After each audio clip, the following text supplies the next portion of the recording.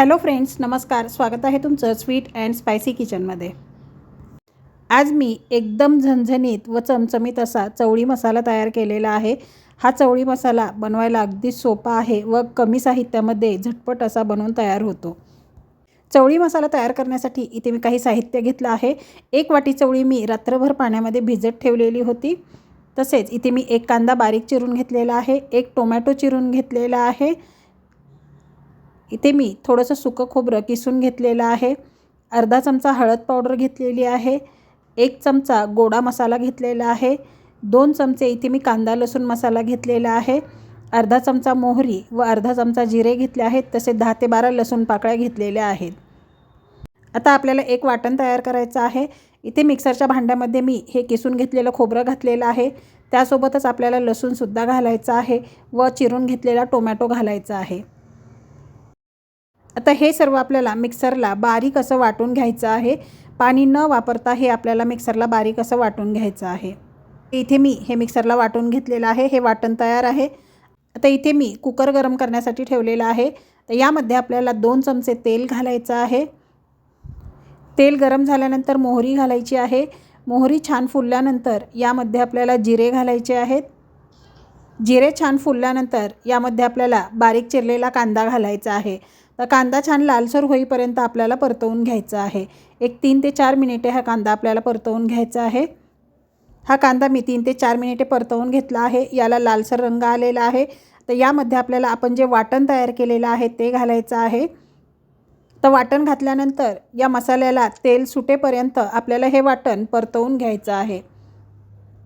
एक 2 ते 3 मिनिटानंतर तुम्ही पाहू शकता वाटण छानपैकी भाजलेलं आहे. या वाटणाला तेल सुटलेलं आहे. आता यामध्ये आपण सुके मसाले घालूया. हळद पावडर घालायची आहे, कांदा लसूण मसाला घालायचा आहे, गोडा मसाला घालायचा आहे. आता हे सर्व आपल्याला व्यवस्थित असं मिक्स करून घ्यायचं आहे.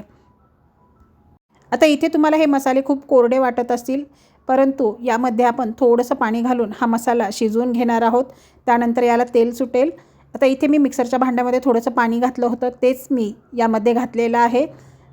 अगदी अर्धा वाटी पाणी घालून हा मसाला आपल्याला छानपैकी मिक्स करायचा आहे. आता इथे आणखी थोडंसं पाणी मी घातलेलं आहे. आता मसाला आपल्याला 1 मिनिटभर शिजवून घ्यायचा आहे. इथे तुम्ही पाहू शकता मसाला शिजल्यानंतर याला छान तेल सुटलेलं आहे. आता यामध्ये आपल्याला आपण जी चवळी भिजवून ठेवलेली आहे ती घालायची आहे. चवळी घातल्यानंतर हे सर्व आपल्याला व्यवस्थित असं मिक्स करायचं आहे. तर यामध्ये चवीप्रमाणे मीठ घालायचं आहे. मीठ घातल्यानंतर परत एकदा हे आपल्याला मिक्स करून घ्यायचं आहे. आता यामध्ये आपल्याला पाणी घालायचं आहे. तुम्हाला रस्सा याचा दाटसर किंवा पातळ कसा आवडतो त्यानुसार तुम्ही यामध्ये पाणी ॲड करा. आता यामध्ये इथे मी आणखी 1 ग्लासभर पाणी घातलेलं आहे. हे मिक्स करून घ्यायचं आहे. आता कुकरची लीड बंद करून याच्या आपल्याला 2 ते 3 शिट्ट्या होऊ द्यायच्या आहेत.